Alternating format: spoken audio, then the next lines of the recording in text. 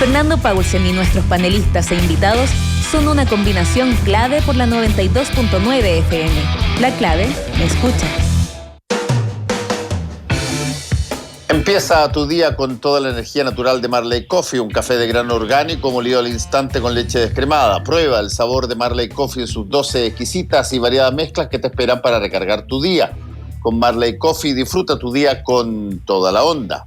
Ya estamos con nuestra primera parte de este panel del día viernes con Francisco Unturraga, diputado de Bópoli. Pancho, ¿cómo estás?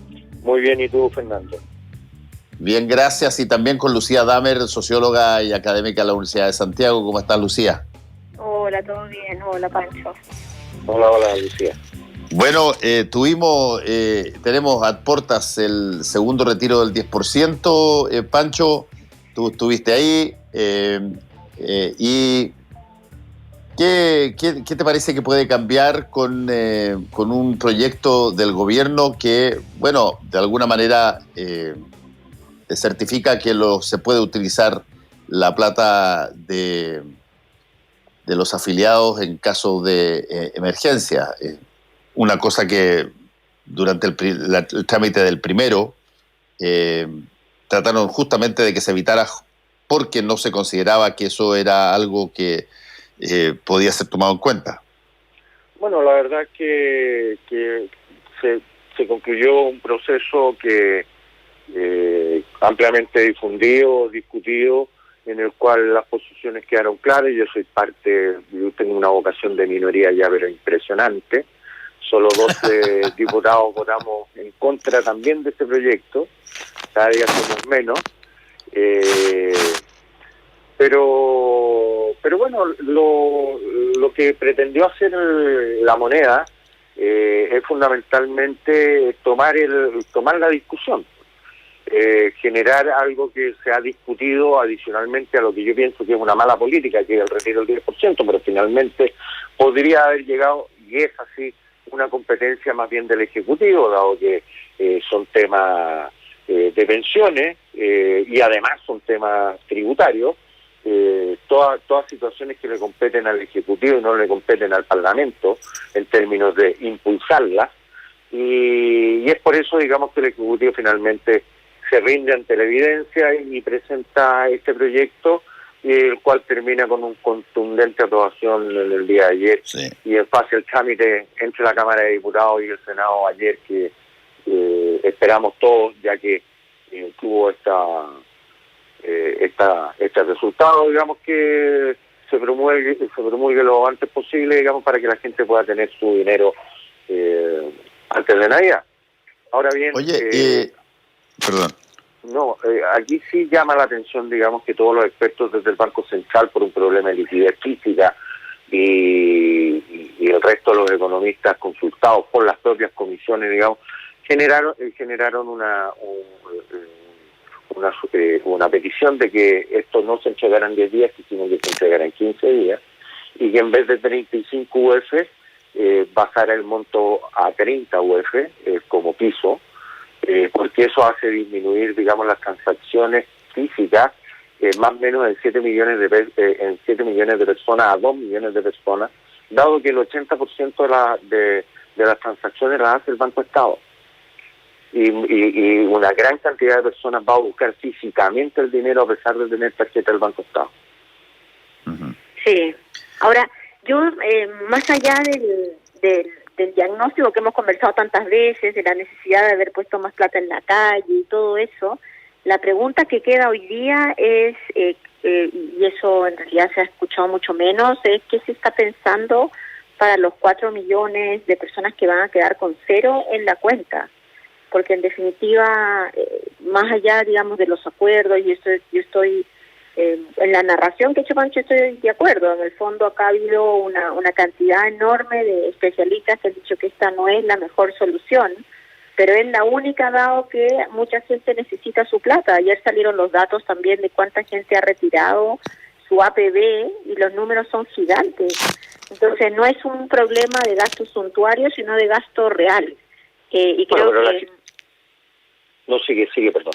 No, lo que decía es que más allá de discutir ahora si fulano votó o no votó, porque eso ya al final del día ya se va a entregar el 10% y ya vamos en el 20%. Creo que lo importante es ponernos a pensar en los temas más estructurales. ¿Qué vamos a hacer con toda la gente que se está quedando con unas pensiones muy chiquititas?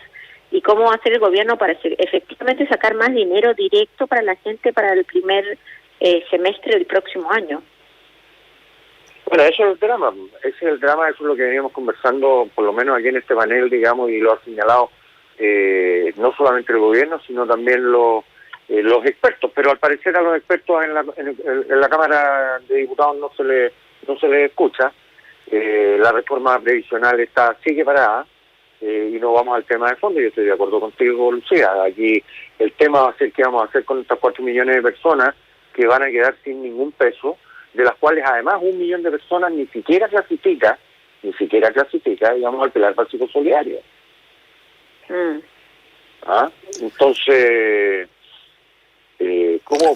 Mira, yo escucho todo eso y me parece que es sumamente atendible, pero nace instantáneamente la pregunta, dice, oye, pero ¿cómo, sabiéndose todo eso, no se diseñó un sistema paralelo, distinto, lo suficientemente eficiente y lo suficientemente vasto como para que no fuera necesario llegar a que el propio gobierno impulsara el retiro del 10% de las AFP? Pero es que el propio gobierno, Fernando, lo impulsa por un problema que él considera, digamos, que ante los hechos y la evidencia, y dada que la banda está borracha, tienen que tomar el control de la situación, pues. Uy, pero si es así, no, bueno, pero parlamentarismo como el que estaba diciendo, como el que estaba señalando Quintana. Sí, a mí lo que yo estoy de acuerdo contigo. Lo que me preocupa un poco es que en el marco de un año súper electoral, con un presidente con bajísimos niveles de aprobación, aceptación, reconocimiento, etcétera, con la necesidad probablemente de tener resultados electorales positivos durante el 2021, al final el gobierno, o sea, acá un problema central es que el gobierno entregó menos dinero del que debería a la gente. Es decir, eso, los 12.000 millones, lo hemos discutido creo que la semana pasada y la anterior, en realidad son 4.000 millones, y al final la gente es la que se está apalancando para sobrevivir la pandemia, lo cual es bien triste, por decirlo de alguna forma mínima. Entonces, yo creo que el gobierno tiene que tener ya ahora, no esperar al próximo pedido, el próximo 10%, tiene que tener una alternativa muy clara respecto no solamente al sistema de pensiones, sino todo lo que va a significar la lenta recuperación de la economía, y va a ser lentísima, y vamos a tener muchos problemas en términos de desempleo, etcétera. Entonces ahí uno esperaría un gobierno más activo y no, digamos, una comparsa tipo la banda del Titanic, porque al final del día entramos en el peor escenario, que es el escenario electoral, donde todos sabemos que la política en general, los gobiernos en particular, deciden sacar toda la carne a la parrilla, no tanto pensando en la efectividad de las políticas públicas, sino pensando en las próximas elecciones. Así es. Y esperamos, bueno... No, ¿esperamos, dijiste? No, esperamos. Termina la frase. Yo en lo particular espero que esto sea un trabajo en conjunto, no solamente el gobierno, sí, además en conjunto nosotros determinamos un fondo de 12.000 millones de dólares. Si no lo determinó el gobierno, fue aprobado en el Congreso. El Congreso que no tiene mayoría en esta materia, al menos el gobierno. Entonces, esto o lo hacemos, ¿cómo lo hacemos? Y nadie puede competir contra 36.000 millones de dólares, pues. Si son 18.000 millones que se sacaron la primera vez, más 18.000 que se van a sacar en esta segunda vuelta. Porque además, este es un fondo que fue aprobado para un año, no fue aprobado para una ocasión. Y ya estamos hablando de la segunda ola. Hay comunas que van para atrás. La región metropolitana entera, digamos, está creciendo en COVID. Evidentemente que vamos a tener una situación no esperada, no buscada, digamos, muy muy dramática. Oye, yo quería plantear un punto, por ejemplo, que encuentro bien interesante lo que está pasando en el Frente Amplio. Yo sé que no tienen que ver con de alguna manera organizaciones a las cuales ustedes estén vinculados, pero es bien interesante de pronto que se te generen una serie de renuncias que, al partido que era más significativo y simbólico del Frente Amplio, y me gustaría saber cómo eso se traduce en el hemiciclo, en la Cámara, Pancho. Se elevan dos figuras que eran súper potentes. Pablo Vidal y la Natalia Castillo eran muy potentes, creo yo, dentro de la jornada de diputados que sacó Revolución Democrática, y ahí hay una cosa que los otros partidos las han padecido, pero como tienen tanta trayectoria, tanto tiempo, te resiste mejor, si tú quieres, incluso el escandalillo de una salida, una renuncia, una cosa. Pero en un partido que llega con una mística particular, que llega con un discurso bastante crítico a todo lo que existía y que además tiene figuras públicas bien conocidas, ¿qué tanto se cambian las cosas en el Parlamento, Pancho, con esto? Yo en términos de votación creo que no cambian en nada, digamos. No es Pablo y Vidal va a seguir y la Natalia Castillo van a seguir votando como han votado, digamos. Además ellos se declaran dentro del Frente Amplio, no se salen del Frente Amplio, se salen de Revolución Democrática. Lo que sí hay que decir, digamos, que tanto Pablo Vidal y Natalia Castillo han sido críticos, digamos, a la conducción de la Catalina Pérez.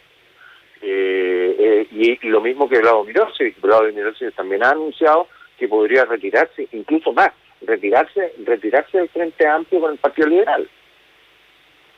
Sí, yo creo que estamos, esto es parte de los coletazos de salir de estas camisas de fuerza que eran las dos grandes coaliciones, ¿no? Y por un lado, y por otro lado también creo que es natural que en el marco de un Chile que ha cambiado tanto, los últimos años, pero en los últimos meses peor, creo, más fuertemente, es natural que los partidos de izquierda y de centro izquierda, así como los partidos de derecha, empiecen a buscar sus domicilios más pertinentes.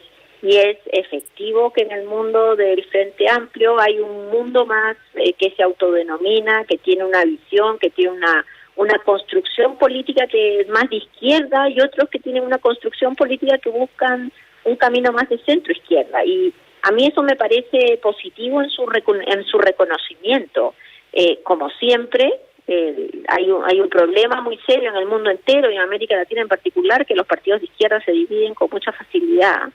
Pero en este caso las decisiones de Pablo Vidal y en general me parecen decisiones, digamos, naturales, porque tiene una mirada más crítica de lo que han sido los acuerdos o no acuerdos con la centroizquierda. El gran problema de esto en realidad es si estos cambios van a generar efectivamente renovaciones en el mundo de la centroizquierda, porque lo que yo veo es que la militancia de izquierda está mucho más a la izquierda que sus representantes.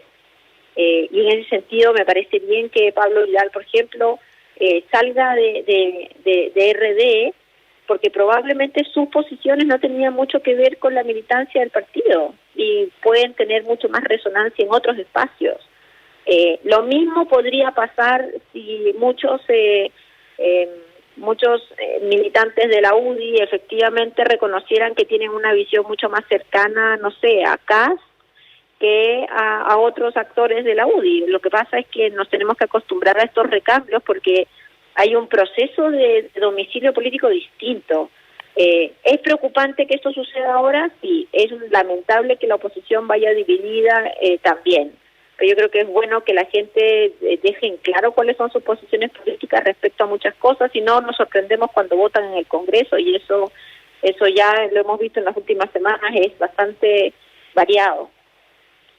Sí, lo que es interesante, Francisco y Lucía, es que si tú eres un partido lo suficientemente antiguo y lo suficientemente establecido, resistes comunicacionalmente de súper mejor manera todas estas escisiones. Se te puede ir Urrutia al Partido Republicano, pueden salir 2 o 3 UDI, pueden salir 2 o 3 Renovación Nacional, pero si es que empiezas a tener una discrepancia en Evópoli o una discrepancia en Revolución Democrática, eso automáticamente pareciera que fuera la cosa más importante y más destructiva que ha pasado en la política chilena, digamos. Sí, pero perdona que te interrumpa, Fernando. Yo creo que aquí hay un problema de fondo que no ha sido tocado, digamos. Giorgio Jackson, Pablo Vidal, Miguel Cristi y la Natalia Castillo perdieron el control de su partido, pues. Si la lista que ganó y volvió y que está operando es de la Catalina Pérez, que no es del lote de Giorgio Jackson y de Pablo Vidal, pues. Sí, claro. Entonces, además, aquí no nos confundamos, no es un tema de la centroizquierda, este es un tema además provocado, yo creo, por la Catalina Pérez, es un problema de la izquierda. O sea, cuando Revolución Democrática deja esperando y no concurre a una negociación y se inscribe por detrás en unas primarias dejando al Partido Socialista, al Partido Radical y al PPD, digamos, en su sede, por un lado, y adicionalmente la noche del plebiscito va a celebrar la Catalina Pérez y su lote con el Partido Comunista, quien no firmó el acuerdo. Sí, son diferentes estrategias. A las claras es que ese partido estaba quebrado, pues. Pero yo creo, Pancho, ahí lo que dice Fernando me parece interesante en el sentido que los partidos tradicionales aprovechan de pegarle a los partidos nuevos, porque efectivamente cuando le pasa algo a Evópoli, las críticas vienen de derecha y de izquierda, y cuando le pasa algo a RD, las críticas vienen, digamos, el fuego amigo a veces es más fuerte que el fuego enemigo. No, está bien, pero es el folclore, pero el fondo yo creo que va por la línea que yo te estoy diciendo. La prueba está que Pablo Vidal sale del partido diciendo que hay que hacer alianza con la socialdemocracia, no hay que hacer alianza con el Partido Comunista y con la fracción de Pamela Giles. Bueno, es que justamente, pero es que yo creo que esa es la definición que tienen que tener con el domicilio político. Ahora, si Pablo Vidal piensa eso, o Natalia, si Pablo o Natalia piensan eso, está muy bien, pero si eso no se ve reflejado en su militancia, tienen que salir del partido, porque tampoco uno puede obligar, digamos, a tener una militancia, digamos, seguidora, ¿no? Acá lo que hay también son partidos más, buscan ser más horizontales, y es cierto que el partido está en manos de otras personas, que son otras personas que tienen bases militantes que tienen opiniones, y si hay algo que creo que los partidos de la izquierda, del que están en el Frente Amplio, han tratado de promover, son justamente estas visiones mucho más horizontales, lo que los ha llevado a múltiples quiebres, porque efectivamente la militancia es una militancia más de izquierda, que está mucho más crítica a las conversaciones con lo que fue la nueva mayoría, que es mucho más distante de los liderazgos de la exconcertación, que tiene una mirada mucho más crítica de la historia, de lo que fue el proceso de transición a la democracia, y a mí en general no me parece mal que eso exista. Lo que es claro es que no puede el representante de ese partido tener una visión muy contraria a la militancia. Pero ahora, eso es indudable. Veremos. Ahora, eso, Lucía, yo lo veía que se veía venir por una situación, si tú quieres, comunicacional simple. Tú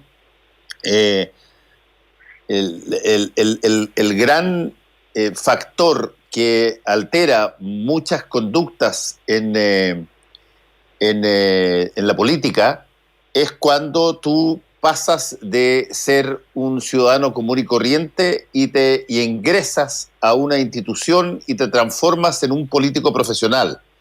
Eso, los partidos tradicionales o los partidos que tienen una convergencia, si tú quieres, ideológica mucho más clara, pero sobre todo los partidos tradicionales están perfectamente dotados para aceptar ese cambio de que alguien que eventualmente era un dirigente sindical eventualmente pase a ser parlamentario sin que se produzcan grandes alteraciones. Pero cuando nace un partido que tiene como eje de crítica en gran medida la política profesional, y muchos de ellos, para poder intentar de hacer los cambios dentro de la institucionalidad, se transforman en políticos profesionales, a la corta o la larga se va a producir una tirantez ahí, porque la dinámica, la rutina, la inercia de la política profesional no es muy distinta si es que uno es de Bópoli, si uno es de Renovación Nacional, de la UDI, de la Democracia Cristiana o de Revolución Democrática.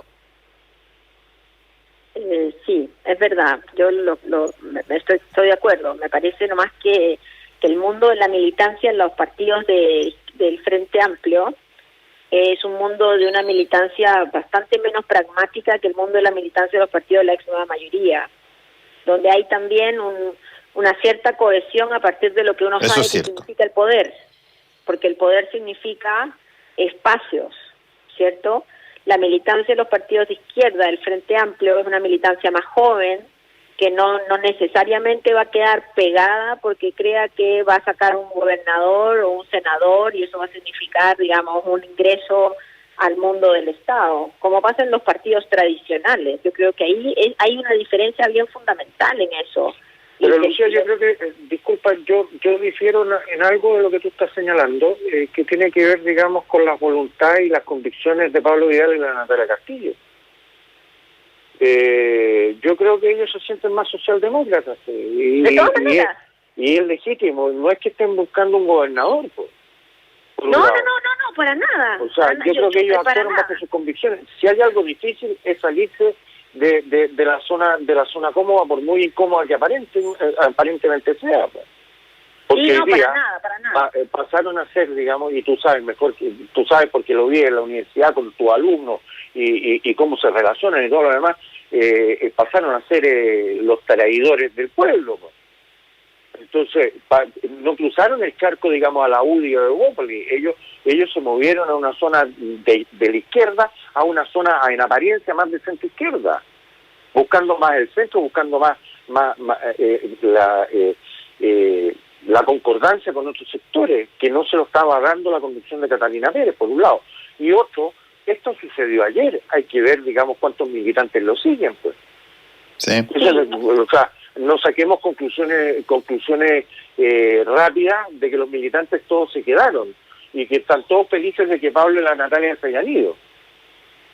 Sí, no, yo para nada digo o sea, creo que el camino de ellos es un camino muy empedrado, porque tampoco, siendo súper honestos, y lo sabemos también en Chile Vamos, cuando personalidades que tienen arraigo ciudadano salen de un partido y están buscando presencia en otro, los otros partidos también tienden a mirarlos más con suspicacia que con buen ánimo, porque lo que está llegando son liderazgos que pelean por poderes, y los poderes no son infinitos, son finitos. Entonces uno pelea por un espacio y hay que quitárselo a algún otro. En el caso de Pablo Vidal habrá que ver quién se lleva el cupo, digamos, en el sector donde está él, en el lugar al que llegue. Pero lo que voy no es tanto a las dirigencias, Pancho, sino más bien a las militancias. Yo creo que hay una diferencia muy fuerte en las militancias, aunque son muy pequeñas, que son lo que sea, pero las militancias de los partidos de centro izquierda y de izquierda tienen un pragmatismo distinto respecto a sus relaciones, y eso creo que hay que tenerlo en cuenta. Estoy de acuerdo, no hemos visto todavía el final de lo que va a pasar con el Frente Amplio. A mí me preocupa mucho lo de Blado y su Partido Liberal, porque efectivamente generaban un espacio distinto dentro del Frente Amplio, pero encontraría totalmente razonable que ellos definan otro domicilio político, no solamente, digamos, Blado, sino ahora, el partido en su conjunto. Nuevos, perdona Lucía, pero las militancias de los partidos nuevos, como del propio Bópoli, son de baja participación, no son de alta participación. Los partidos tradicionales son capaces de convocar a sus elecciones internas a sobre 15.000, 20.000 militantes.